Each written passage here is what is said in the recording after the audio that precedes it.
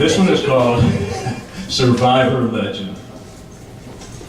After the great sickness and seizure, the cracked ribs, the separation from that which I loved a few years back, newspaper doesn't bother me at all.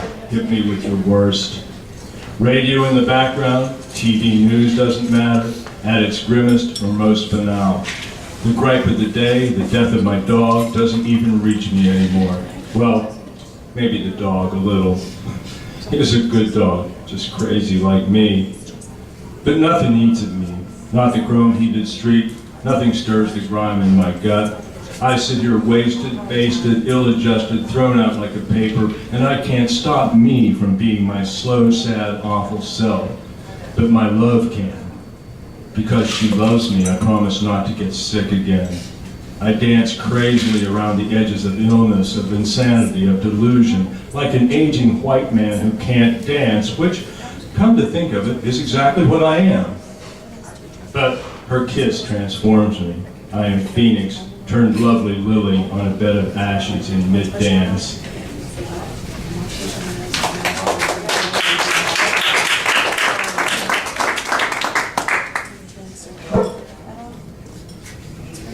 And any of you feel like having a good strong port or sherry would be a good thing for this one. It's called A New Use for Beer Goggles. When I was young, we used to call it beer goggles. The phenomenon that women viewed through the filter of enough alcohol and in a dark enough bar became increasingly attractive. There is a poem that I wrote embarrassingly recently that was so incomprehensible that I titled it, "What the fuck is this?" But yesterday I had a beer and a snifter of brandy and read it again in my dimly lit bedroom, and I'll be damned if the horrible thing didn't make perfect sense to me. So, besides functioning in dark bars, beer goggles come in handy making sense of bad poetry, and I realize this is why I drink, making sense of life.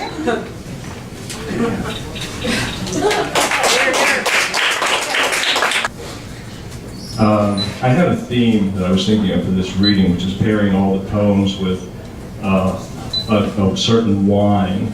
And I realized that if you did that, that all of you would be so schnockered at the end of the reading that you wouldn't be able to get home. So I decided to just forget about that theme. Anyway, that's totally extraneous. This is called Loud, Bright, Crashing Things. It's for Trina. Recycling, as its name suggests, is better past tense. Getting the bottles there is a loud, crashing ordeal. I love seeing you beside me in the morning, but bright lights almost make me scream. Do I pillow my eyes against the light and lose sight of you? Should we wait then to make love in dark bars? No loud, bright, crashing things, but too many people for our Puritan tastes. Let's wait for privacy. I like you when you're soft and warm at night, and your hair tickles my nose when I snuggle into your shoulder. That teasy tickle, the only conflict I need from you then or ever. So often we wake in the morning and you, knowing my hatred of noise and blare, generously keep quiet and cuddle. Silent, darkly sighing a poem into the breath of the day.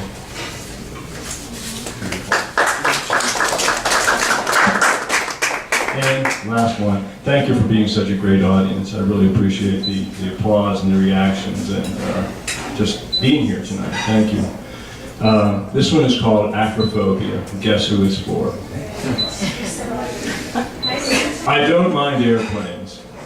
I probably wouldn't mind outer space, but real heights above ground here on Earth scare my knuckles white.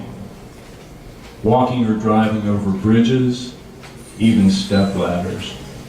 My palms sweat looking off the third floor of any building. I don't mind God, probably might end up in heaven or hell, but the in-between here on Earth is spent driving, looking hopeful up to God or fearful down from bridges, when it's better to keep focused on the road. Heights above or below are so distractful. I don't fear love. Well, yes I do. There's no higher place to be. But with you, there is no other place to be. I look down from what we've built, and sometimes I fear, but I look up in your eyes, and I know I wouldn't mind outer space. This is where I find heaven. Thank you very much.